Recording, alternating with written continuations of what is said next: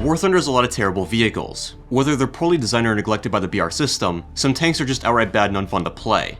I'd heard the PT-76 was one of them, but I was a bit skeptical. I mean, it's 5.3, and it has a dual-axis stabilizer. Surely it can't be that bad, right? Usually, this is the part where I tell you it actually wasn't that terrible, and that it just takes some patience to play. Unlike with the Tiger video, I'd never played the PT before. I didn't have any modules researched. I was going in completely stock. And guess what stock round the PT has? That's right, it's our good friend APCR. I feel like at this point, I shouldn't have to explain why giving a tank stock APCR is a travesty. I think I've harped on that point enough, so I'll just go ahead and roll the gameplay now.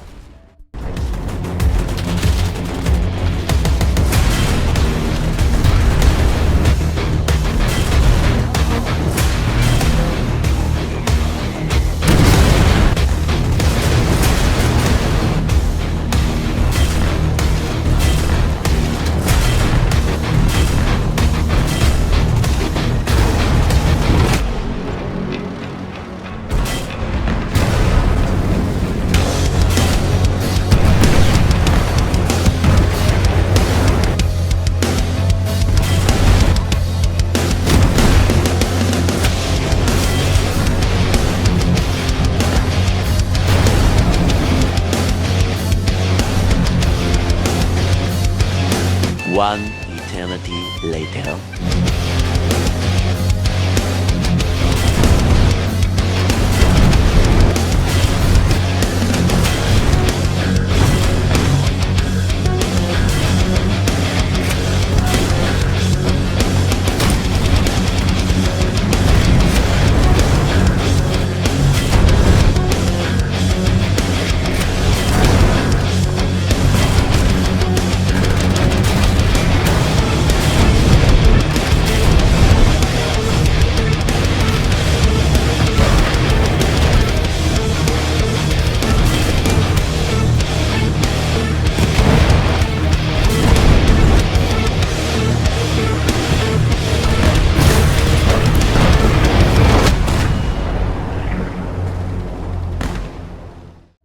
So as you can see, it started off incredibly rough. Not only do you have to deal with terrible APCR damage, but even by APCR standards the round is awful. If a Tiger angles even slightly, you will non-pen the side. I was able to get APHE fairly quickly, mostly by getting assist and capping points, but the APHE isn't much better. Its penetration is outright abysmal, being worse than the American 75. You'd think the damage would be good at least, right? This is not the case. At 32 grams, it has around half the filler of the American 76. When I failed to kill that EBR, I knew it was going to be bad.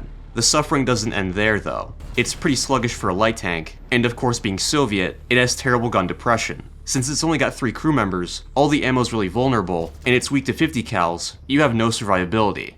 Of course it's not all bad. For the heat round, the damage isn't great, but penetration is pretty good. Overall I would say it's usable. Sometimes you get 1-shots, sometimes it takes 4 rounds. Really just depends on if you hit the ammo or not. While it is slow overall, stock mobility is pretty decent. Compared to a spaded PT, a stock one won't be much slower. For the dual-axis stabilizer, I'd say that alone makes the tank passable. Certainly not good or average, but something you can work with. There's one unexpected bonus, and that is that the PT is great for getting assists. You likely think I'm being sarcastic, but I'm not. The heat round usually won't one-shot, so whether you intend to or not, at the end of the game you'll have a lot of assists. Some challenges require that you get kill assists, so it is genuinely helpful there. In summary, the PT is strangely fun to play. When playing with stock APCR, my expectations were thoroughly destroyed, so after that it was all uphill. Being able to fire in the move helps a lot too. I know I spent most of the video saying it was garbage, and it is, but it's cool garbage. I would recommend playing it, but don't expect to do well off the bat. Play it as a support tank. Research APHE and heat first. While using APCR, just disable scout and cap points. Don't try to hold flanks or anything like that. It will not end well for you. Anyway, I hope you guys enjoyed the video, and I'll see you on the next one.